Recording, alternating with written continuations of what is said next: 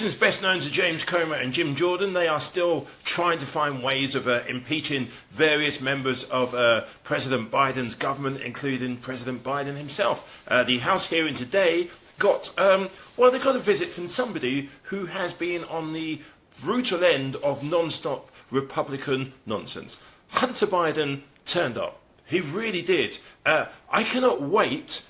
I really cannot wait. At some stage, you put Hunter Biden in a TV studio or in front of a camera with James Comer and Jim Jordan. And since Jim Jordan likes to ask questions about people's private sexual activities and things that have gone on and haven't gone on, Jim Jordan has a view and an eye and everything. Perhaps Hunter could start off by asking Jim Jordan about what he did and didn't see back in his wrestling days.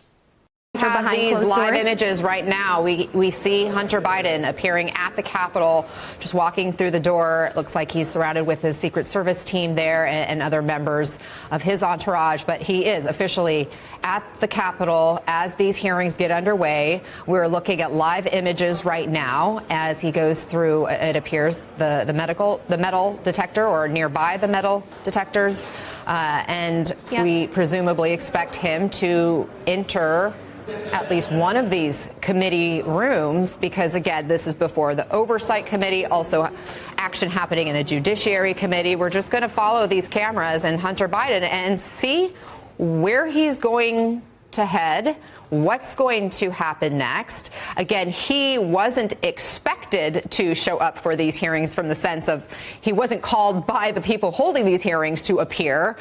So he's choosing to be there. I want to bring in former Assistant Manhattan District Attorney Catherine Christian and federal and white-collar criminal defense attorney Caroline Polisi as we continue to watch these images. It appears his attorney, Abbe Lowell, is right there alongside him, ladies. Catherine, what do you think his strategy is here, showing up during these hearings as they contemplate a contempt of Congress vote? I think it's his way of saying, I will testify. I've always said I will testify. I'm not going to do it in secret. I'm going to do it in public. So that, to me, is his statement that he's making today. He has always said he will testify. He just doesn't want to do it in secret. So it's really hard to argue that he's in contempt because he refused to testify.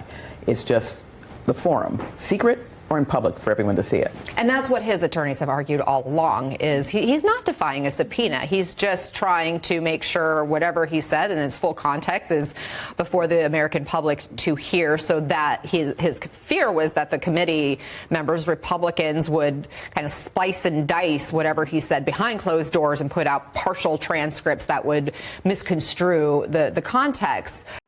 First of all, my first question is, who bribed Hunter Biden to be here today? That's my first question.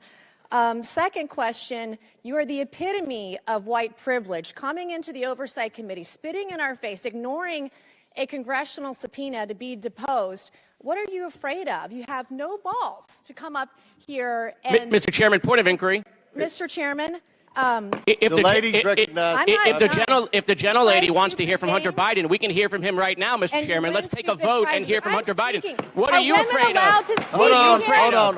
Order. Are women allowed to speak in here or no? Are women allowed to speak in here or no? Could you keep interrupting me? I'll interrupt the chairman. I don't know that he's a lady.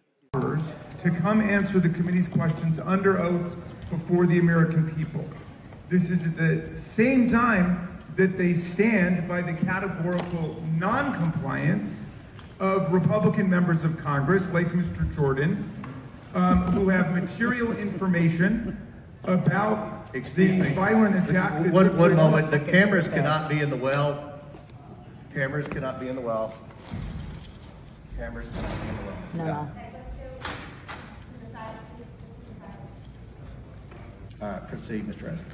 Thank you. But I was... So get this now, Hunter Biden is on Capitol Hill, and so far as I know, Dana, this was not planned. No, why is David Spunt in Los Angeles?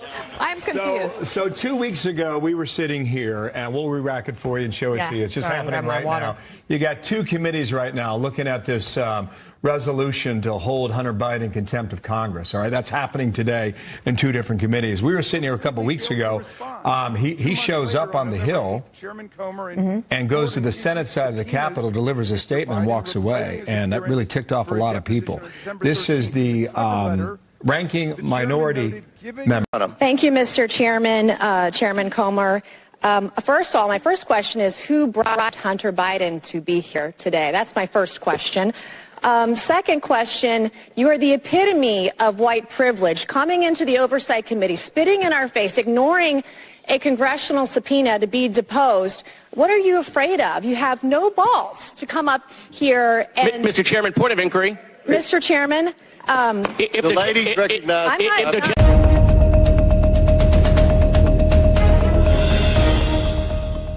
you, Mr. Chairman. It's good to see you and good to see all my colleagues. Today's meeting covers three measures.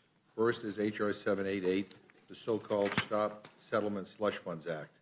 This bill stems from a fruitless Republican-led investigation based on meritless allegations of political bias when the Obama administration's Justice Department held big banks accountable for their predatory lending practices. Ultimately, Republicans' own investigation found no credible facts to substantiate their claims. But over a decade later, they're still harping on it by bringing this harmful and unjustified measure to the floor, which would weaken enforcement of environmental and consumer protection laws.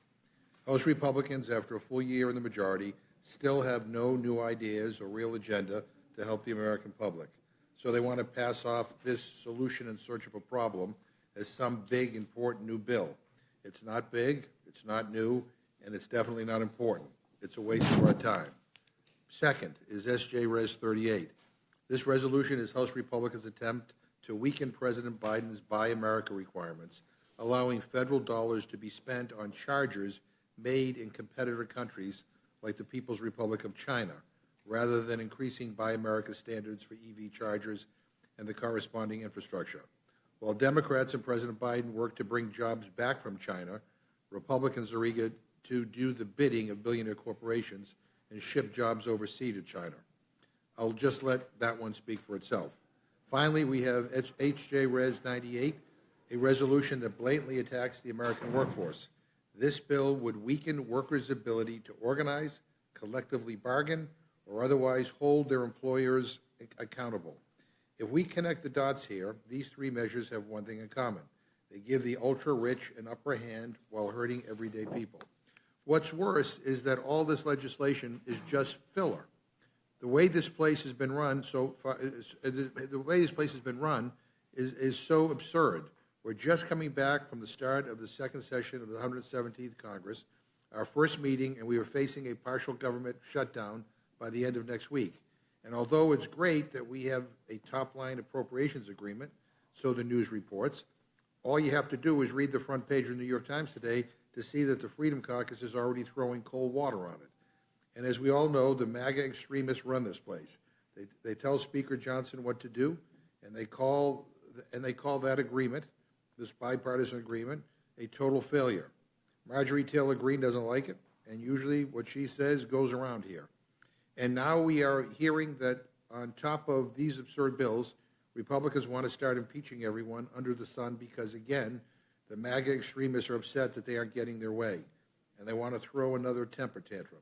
So we are back, and it may be a new year, but it's clear that it's the same old Republican majority, trying to distract from their own disarray and division and doing the bidding of Donald Trump instead of working for the American people. And with that, Mr. Chairman, I yield back my time. Thank you very much. Without objection, the prepared statements that our witnesses may have.